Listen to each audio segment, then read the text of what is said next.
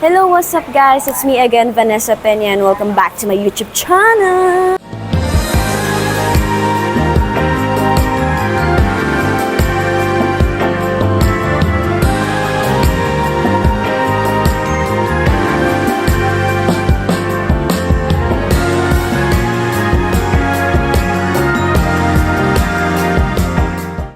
So ayun, for today's vlog, ang gagawin natin, katulad nung nakikita nyo sa title, get ready with me habang sinasagot ko yung mga katanungan ninyo sa akin. So kasama ko po si Sam, siya yung cameraman ko, and siya yung magtatanong ng mga tanong ninyo sa akin. Let's start muna mag-prep ng ating skin.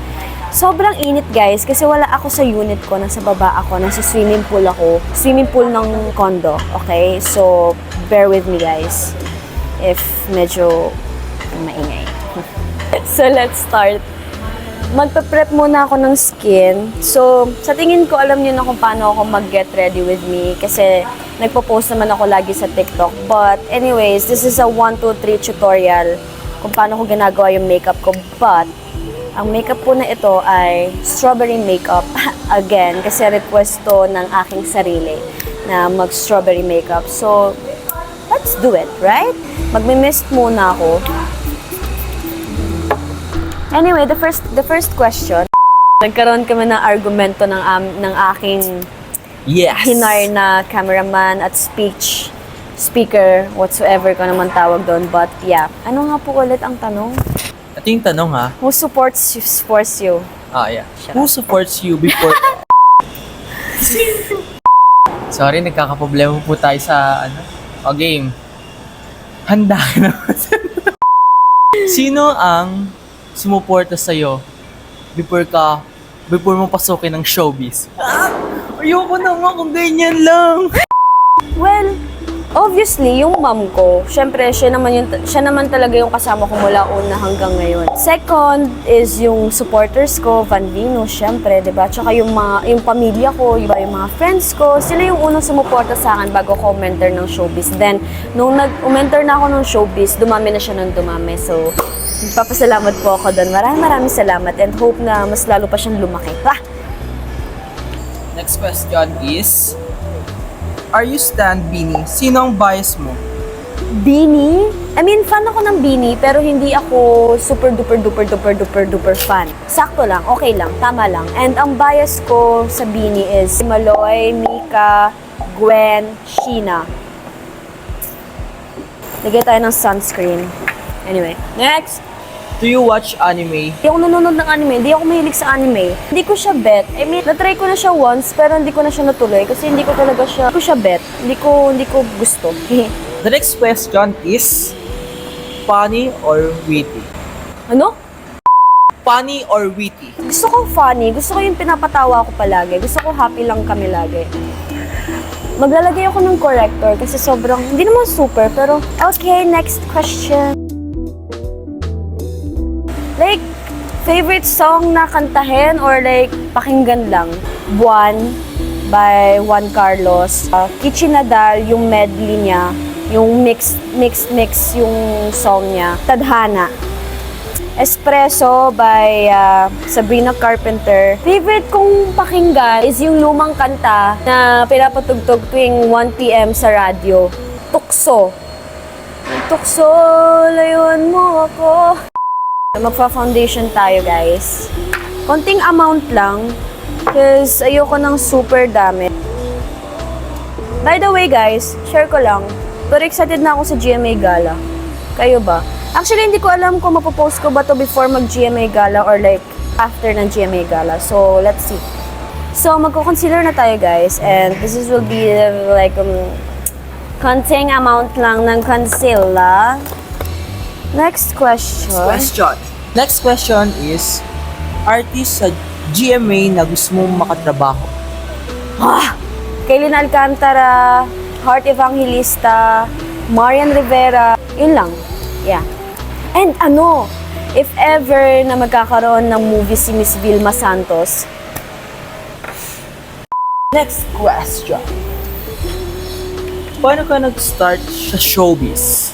Nag-audition ako. Ang journey ko dyan is, nag-audition ako sa GMA.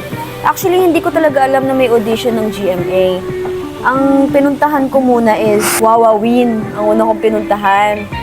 Meron kasi akong kasama nun, kasama ko yung mom ko, then yung friend niya. Then sabi niya, what if punta tayo sa Wawawin para ma-discover ka bigla? Kasi di ba may mga ma-discover doon? Ang nangyari, hindi ako nakapasok sa Wawawin kasi 16 pa lang ako. And ang dapat na age na, tamang age na pagpasok doon sa Wawawin is 17 pataas. Sabi nung guard, Miss, ba't ayaw mo mag-audition na lang sa GMA? Meron silang pa-audition, ganyan-ganyan. In person naman yan. So, thank you sa'yo, Kuya Guard, kung sino man po ikaw. Kundi dahil sa'yo, hindi ko malalaman na may audition pala ang GMA. So maraming salamat po sa inyo dahil tinuro niyo sa akin ang tamang daan. Then yun, pumunta ako sa GMA. Tinanong namin, meron po bang pa-audition ng GMA? Sabi niya, opo, meron tuwing Friday ng 1 p.m. Sabi niya ganun. Bumalik kami. Ito is in person pa bago mag-pandemic, 2020 to. So ako yung pinaka-last na nakuha. Ako yung pinaka-last na nag-audition. After ko mag-audition, nag-pandemic na. Pangalawang audition ko is online na. Then thankfully, nakuha po ako after 2 months ata, binalikan nila ako. Actually, hindi ko nga inakala na makukuha ako eh. Kasi marami na akong napagdaanan ng mga VTRs sa commercials, ganyan. Pero like, hindi ako nakukuha, ganyan. Or nagkakaproblema, ganyan. So parang iniisip ko na, baka hindi na ako makuha dito kasi ang tagal-tagal bago ako balikan. But, thankfully, binalikan po ako after 2 months, 2 to 3 months. Binalikan ako, may nag-text sa akin na, this is from GMA and kailangan mo mag-audition, second audition, online na siya. So yun, nag-second audition ako online and then, nakuha na po ako. Iyan po ang aking journey sa GMA and nagpapasalamat po ako sa mga taong kumuha po sa akin at nagtiwala sa kagandahan ko. Charot! Nagpapawisan ako, guys. So, maglalagay na ako ng blush. Next, sino ang kadate mo sa gala? Kadate? Yeah.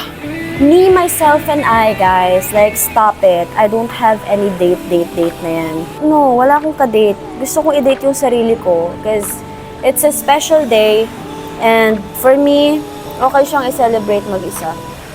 Celebrate mag-isa? Okay, next question is, what inspired you to be an actress? Lo, what inspires me?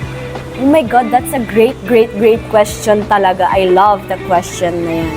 Well, ang nag-inspire sa akin maging aktor, bata pa lang kasi ako, nanonood na talaga ako ng mga drama-drama. Ginagaya ko sila na parang, uy, ang cool naman nito, gusto kong gayahin ito. Like, parang sasampalin ko siya, then sasampalin niya ako, then iiyak ako, paiiyakin ko siya. Kumbaga, balang araw gusto kong maging aktor. Alam mo yung kada panonood ko ng movie, may nahuhugot na ako inspirasyon na magpapatuloy ako dito kasi gagawin ko to soon. Itong role na to, gagawin ko to soon. And kung nagtataka kayo kung ano yung mga role na inaay ko, well, wala naman akong specific, pero siguro bida kontra bida. Or like kontra bida. Mga away ako, aawayin ako, I don't care. Just give me the project, I will do it. I will do my best. Marami ka namang pwedeng panghugutan eh. Family mo. Pwede mong panghugutan ng inspirasyon, sarili mo. Kung bakit ka nag-start, diba? So, yeah, marami. Just look around. Manood ka lang. Lalo na ngayon na nag-workshop ako, ang dami ko nakikita mga co-actors ko na nakaka-achieve sila ng mga bagay na talagang gustong-gusto nila. Meron silang goal na siniset na na-achieve nila. So parang mangyayari din sa akin yan. Kung kaya nila, kaya ko rin. Parang ganun. Powder muna tayo. Next question is, what are the simplest thing that could instantly put on a smile on your face?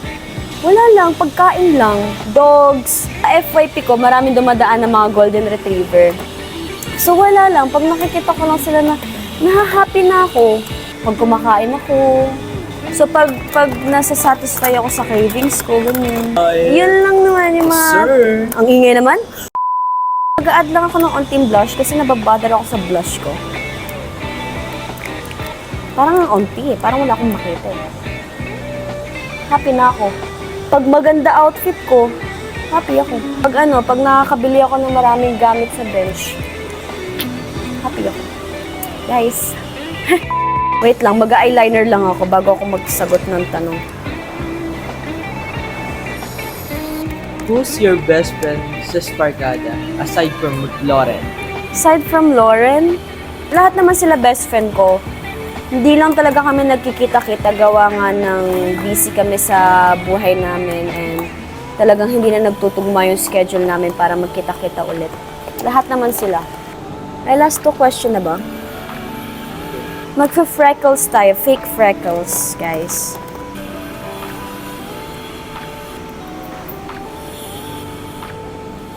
Then last will be my lips.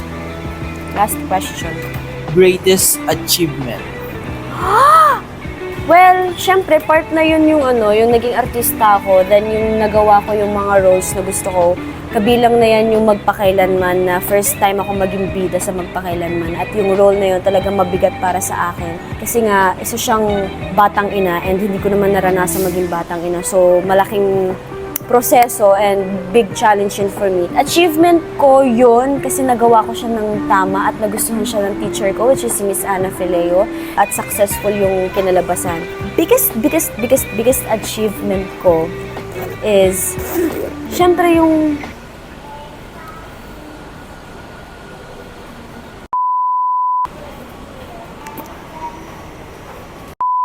biggest achievement ko, the biggest one, and the biggest dream come true ay yung mapabilang ako sa bench. I think ito yung tamang time para magpasalamat ako sa bench family ko. Hindi ko talaga inakala na one day magiging part ako ng bench family. At makikita ko ang sarili ko sa lahat ng store ng bench. Hindi ko inakala yun. So, biggest achievement ko yun sa buhay kasi nga, pangarap ko rin yun eh. Isa rin sa mga pangarap ko yun eh. Alam mo yung pagpupunta ako sa GMA, then makikita ko yung mga billboard sa Guadalupe.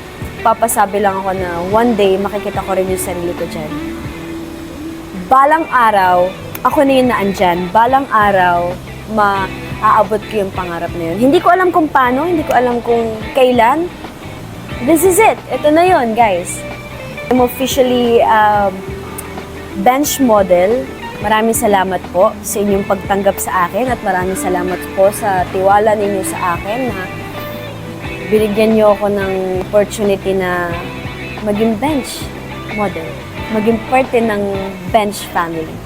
Yun yung sineselebrate ko ngayon. Yun yung pinapasalamatan ko ngayon. Kasi pangarap ko talaga to eh. I mean like, pinagdadasal ko to eh. Na hindi ko naman inakala na mangyayari but nangyari. Walang imposible talaga. Kung maniniwala ka sa sarili mo, magtitiwala ka sa mga nakakasama mo. Kung hindi ka susuko, naabutin yun, maaabot mo yun. So yun yung biggest achievement ko sa buhay ko and I'm so happy about it. Like, I'm so happy, I'm so excited. Excited ako kung ano pang darating o like ano pang mangyayari sa buhay natin. And syempre, update ko rin naman kayo dun. Next! Ay, wala na? Ay, wala na pala. So, this is the final look, guys. I don't know if maganda ba siya, but I think maganda naman siya. Ang aking buhok, bumaksak na po. But, anyway, maraming salamat po sa inyong panonood ng aking video na ito at maraming salamat sa lahat ng sumusuporta sa akin mula noon hanggang ngayon at sa lahat ng naghihintay na mag-upload ako ng video. So, yes, finally, meron na po akong i-upload at pasensya na po dahil sobrang tagal ko ng hindi nakapag-upload ng video. And yun, sana tuloy-tuloy na to. Anyway, I don't know. Sa tingin ko, yun lang guys. Maraming salamat. And if you like this video, please give this a thumbs up and subscribe. Okay? And abangan nyo po kung ano pa po ang ilalabas ng bench na pictures or abangan po natin ang ating billboard. Wah! Yun lamang po. Bye-bye!